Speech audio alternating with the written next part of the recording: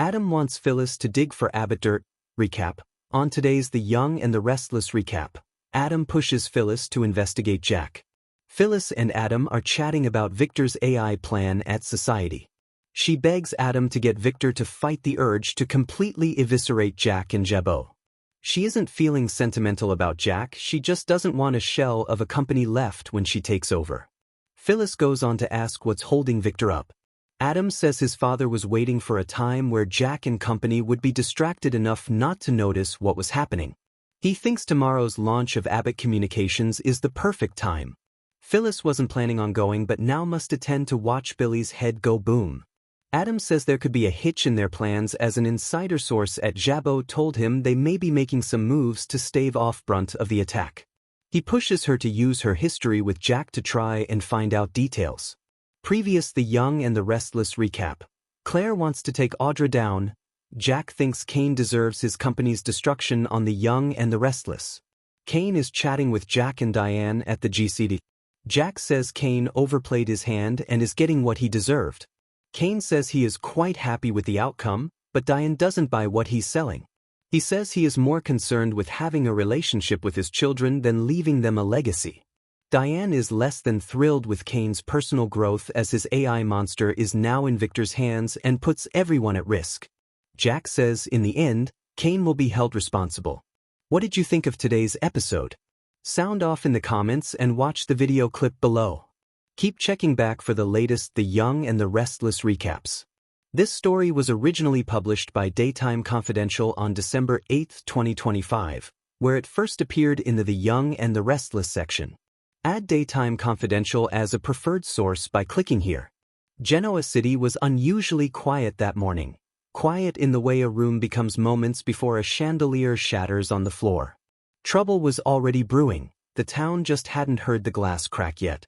Adam Newman stood at the window of his penthouse, hands in his pockets, staring out at the skyline with the kind of intensity that meant he had a plan. A dangerous one. The Abbotts, in his mind, had been getting far too comfortable. Jack Abbott was playing the benevolent patriarch.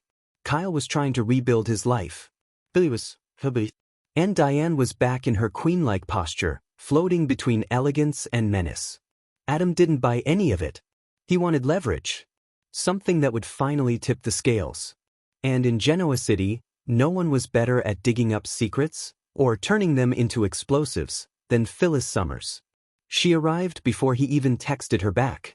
That was how Phyllis worked, always 3 steps ahead when trouble beckoned. The door swung open, and she strode into the room wearing confidence like armor, red hair blazing like a warning sign. "All right, Newman," she announced, dropping her purse on the table. "You said it was urgent. So tell me, what catastrophe are you plotting now?" Adam smirked. "You always assume the worst. That's because the worst is usually accurate with you." He laughed quietly. Their dynamic was a dangerous dance, equal parts respect, suspicion, and reluctant fascination. "I need information," Adam said simply. "On the Abbotts." Phyllis's eyebrows shot up. "Which one?" "All of them." She crossed her arms.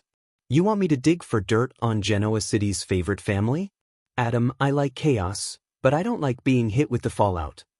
"You've survived worse," he replied. "And besides, this isn't about chaos. It's about protection." Phyllis scoffed. "Whose protection?" "Yours."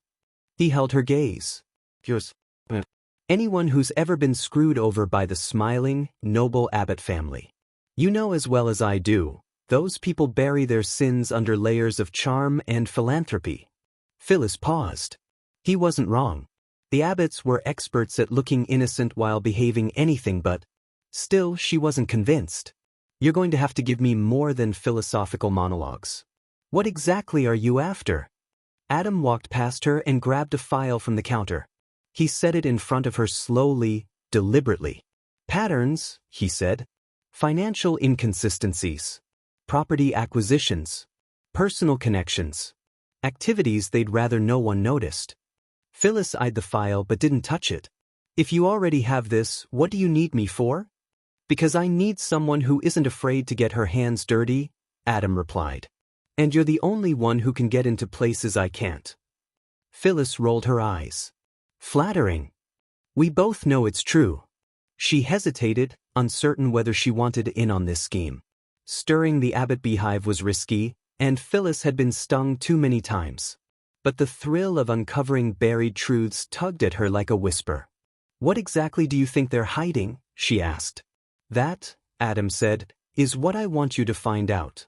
Across town at the Abbott mansion, the picture of serenity did little to reflect the tension inside. Jack Abbott sat at the dining table reviewing paperwork, his reading glasses perched precariously on his nose. Diane fussed around him, offering herbal tea and unsolicited advice. Kyle entered, looking distracted, followed by Billy, who looked equally agitated. Summer and Ashley exchanged glances from opposite ends of the room. No one was talking about it yet, but they all felt the shift in the air. They knew something was coming. They could feel it. Billy finally broke the silence. We need to talk. No kidding, Kyle muttered. Jack looked up, irritated. If this is about the marketing budget again. This isn't about business, Billy interrupted. It's about Adam. That got everyone's attention.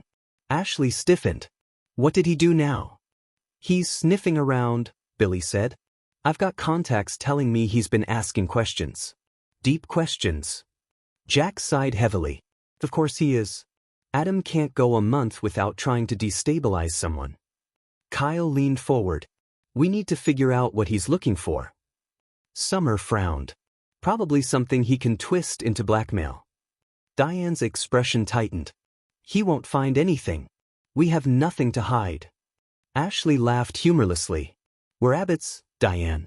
We always have something to hide. The room fell uncomfortably silent. Back at the penthouse, Phyllis finally picked up the file. Say I do this, she said carefully. Say I agree. What's your endgame? Truth, Adam answered. She narrowed her eyes. That's never your endgame. Fine, he admitted. Leverage.